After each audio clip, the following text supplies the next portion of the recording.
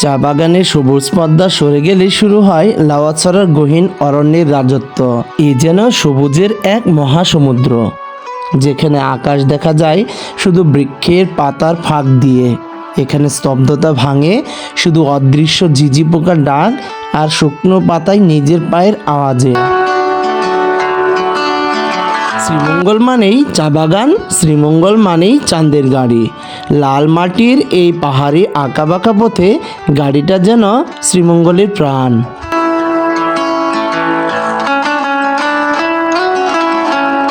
পেছনে বসার বেঞ্চ আছে, কিন্তু ছাউনি নেই। সাদামাটা এই যানটাই এখানকার রাজা। ইঞ্জিনের পপ পপ শব্দ যেন পাহাড়ি সুর, কানে বাজে গোটা পথ জুড়ে।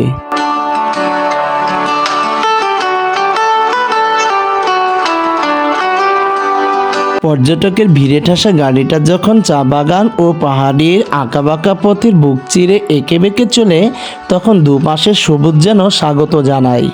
বাতাসে মিশে চায়ের গ্রান, বনের গাছপালা থেকে ভেসে আসা বনুয়া বাতাস। লাউয়াছড়ার প্রতিটি বৃক্ষ যেন এক একটি নিঃশব্দ কবি। এদের গায়ে জড়িয়ে থাকা অর্কিড আর ফার্নেরা যেন সেই কবিতার ছত্র। এখানে দাঁড়িয়ে পৃথিবীর কোলাহল ভুলে যান পর্যটকরা।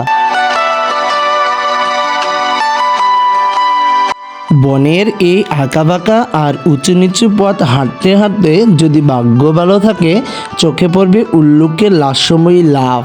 মনে হবে এ যেন পৃথিবীর অন্য কোনো গ্রহের ক্যানোপি।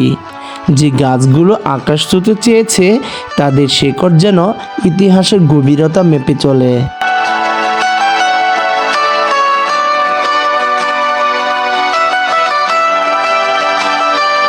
পৃথিবীতে কিছু জায়গা আছে যেখানে প্রকৃতি যেন নিজের সবটুকু রূপ ঢেলে দিয়েছে।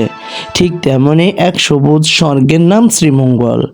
চোখ জোড়ানো চা বাগানের গালিচা, পাহাড়ি গহীন বন, যেখানে সকালের কুয়াশা আর শিশির বিন্দু যেন মুক্তোর মতো ঝরে পড়ে।